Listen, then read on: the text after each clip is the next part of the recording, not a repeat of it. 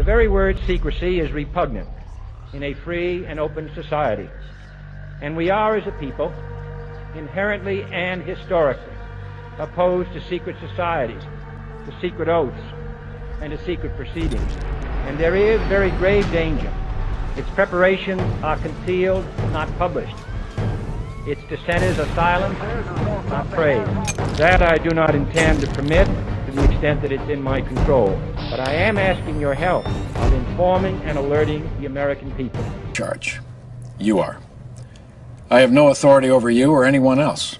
On the contrary, you have authority over me.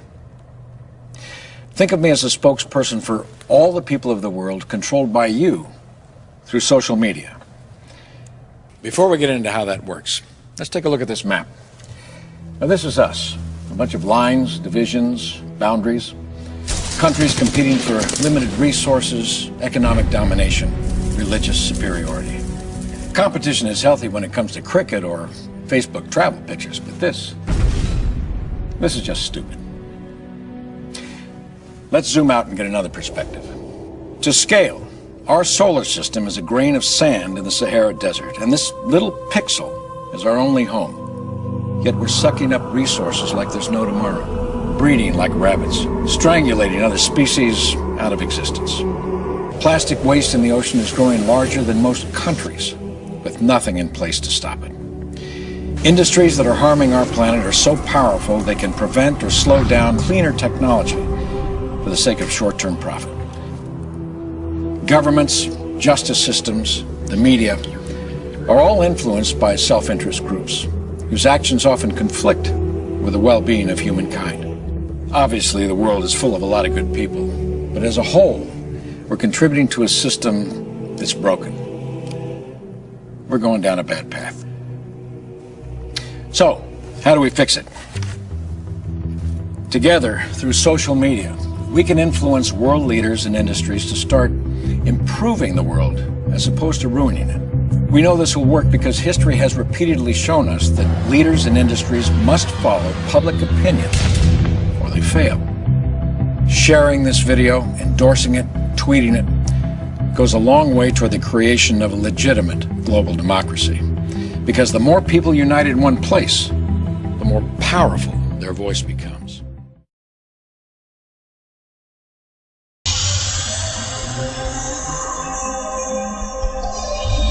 With the internet, we've all been made aware. Whether we want to face it or not, we all know what's going on. Secret organizations of the world power elite are no longer secret. Their goal is nothing less than world government. And they are planning genocide, and they must be stopped.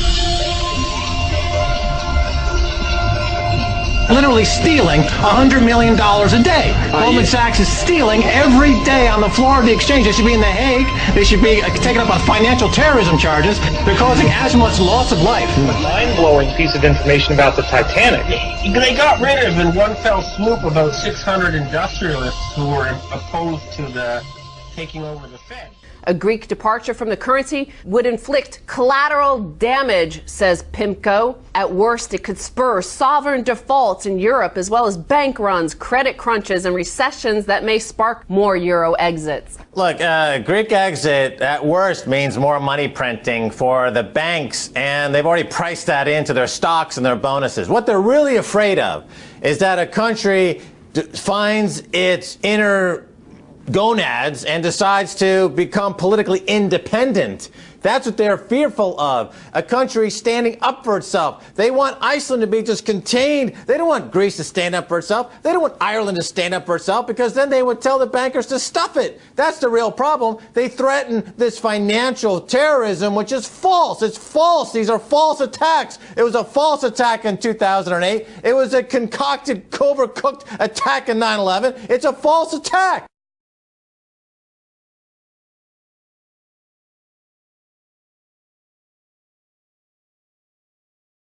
In Iceland, 4 former bank chiefs have been jailed for fraud. The sentences go as far as 5 years behind bars. They're accused of concealing that a Qatari investor bought a stake in their firm, using cash lent from the bank itself, illegally. The deal took place just ahead of the collapse of the bank due to huge debts. This shit's got to go. Hey, guess what country is getting itself out of a financial hole by some rather draconian measures? Well, Greece? No, not even close. Iceland. Iceland? Iceland. Who knew? They are putting people in jail. They are putting, like, prime ministers being indicted. They're going after bankers. The people said, yeah, I said, those banks were ripping us off. We don't like what they did. They brought our country to ruin. And now Iceland suddenly is turning around. Their GDP is growing, and they look like a big success story. The former chief executive and chairman of Anglo-Irish Bank, Sean Fitzpatrick, has appeared in court in Dublin. Well, John, Sean Fitzpatrick arrived at the courts complex here behind us just after 9 o'clock this morning. He was put into a Garda van at the Bridewell Garda station and driven here. He had been arrested at 5:37 a.m. at Dublin Airport. He had flown back in from the United States in the early hours of the morning, and he met officers from the Garda Bureau of Fraud Investigation and officers working for the Director of Corporate Enforcement by arrangement. There was an appointment made and they met at Dublin Airport. A 31-year-old man was arrested in London earlier today. A guy you could say had a bit of a gambling problem. Just how much money did he lose while working as a trader at the investment bank UBS? Just $2 billion. Treasury Secretary Timothy Geithner potentially facing criminal charges. Geithner was the president of the New York Federal Reserve Bank in the fall of 2008 when the Federal Reserve and the Treasury and the White House and the Congress decided to bail out AIG. Right. In the process of that bailing out of AIG, many documents were exchanged. If you went to the bank to borrow money, you'd have to fill out documents. One of the documents AIG filled out said, we owe X dollars to Goldman Sachs and we plan on paying them 100 cents on the dollar. According to Bloomberg, emails that came out yesterday say that lawyers for the Federal Reserve Bank said, we were told to strike this from the form so that AIG would not reveal to the Treasury Department or to the public that this money was going to be paid to Goldman Sachs because that's a politically toxic issue. Goldman Sachs making a fortune, making 100 cents on the dollar with federal funds. Now, if you go to buy a $25 savings bond from the federal government and you falsify the document to acquire that bond, you can go to jail. That's right. If you borrow $185 billion from the government, like AIG did, and you falsify a document, even if the government told you to do so, the people involved can go to jail. Debate in India over thousands of crores of black money being stashed away in secret Swiss bank accounts. A former Swiss banker has handed over details of offshore accounts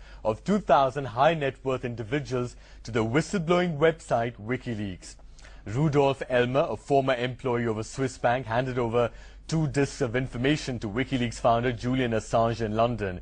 He says they have information on tax evasion by celebrities, business leaders, and even politicians from the US, Britain, and Asia, but it's not yet clear if there are Indians on the list.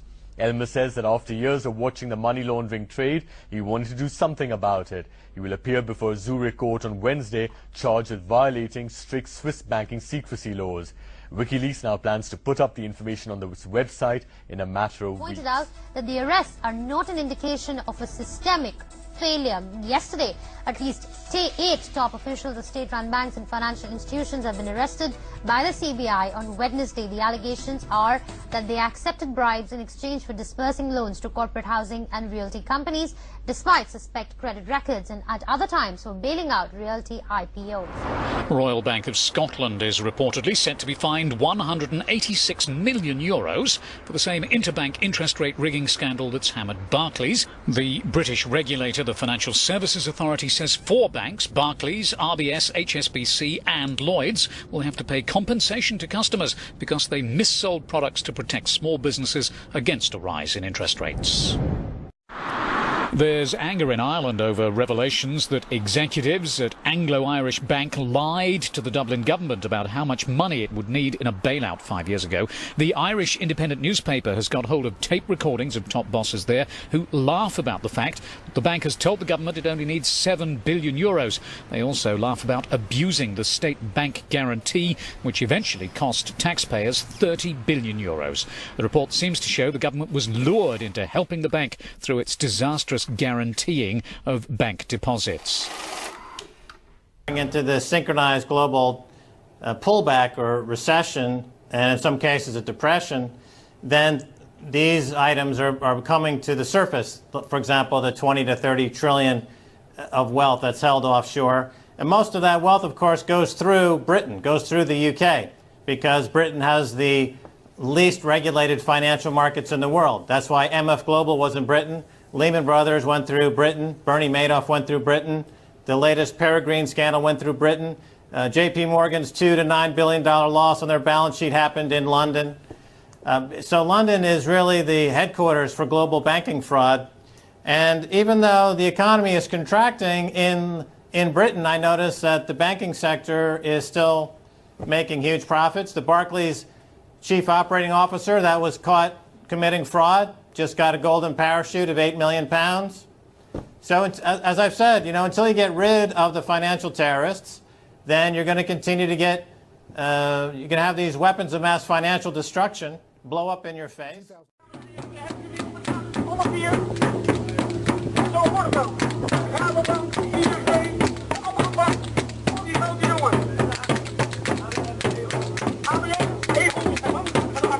One of the most influential men in the world, but no amount of money can buy his freedom. 62-year-old IMF head Dominique Strauss-Kahn spent the night in a jail cell in an East Harlem police station. It was a far cry from his $3,000 a night luxury hotel suite at the Sofitel in Times Square. That's where cops say he sexually assaulted a 32-year-old maid, chasing her around the suite naked, trying to rip off her underwear, then forcing her to perform a sex act. It's almost like they're not human, isn't it?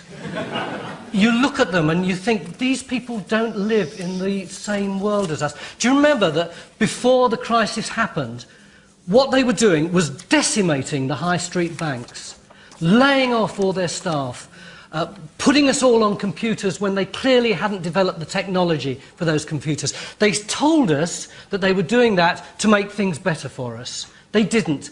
They made things worse for us. And it was simply in order to collect up an enormous amount of money that they could invest in the casino of international banking. And they blew it because they didn't understand it.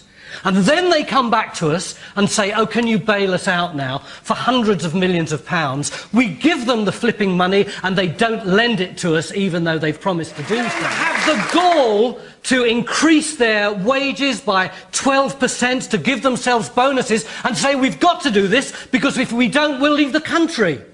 And all the time, actually, in the background, they're committing acts which in any other business I think would be seen as criminal. I have no respect for British bankers and the British banking system at all. They've dragged us into that situation. It's about time they started getting us out. Another posh New York City hotel, another hotel maid saying she was sexually assaulted by another foreign banker. $96 billion lawsuit just filed against 17 major banks. There's 236 resignations from the world banks. The arrest of the leaders of the criminal cabal. The dark cabal rats are panicking and turning on each other. They are threatening to kill each other.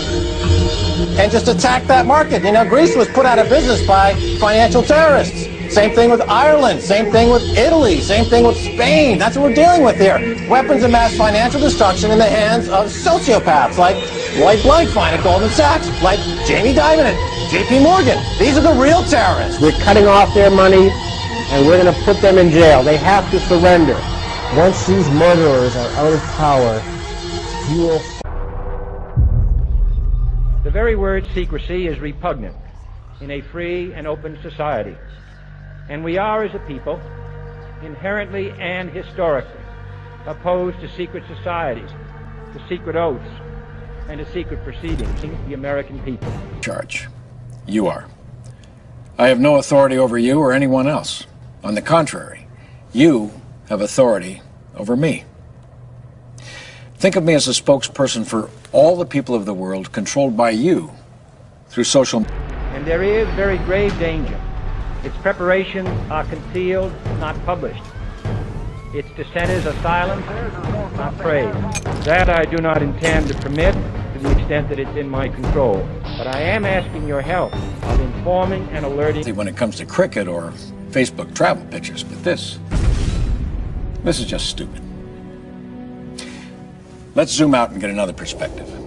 To scale, our solar system is a grain of sand in the Sahara Desert, and this little pixel, media.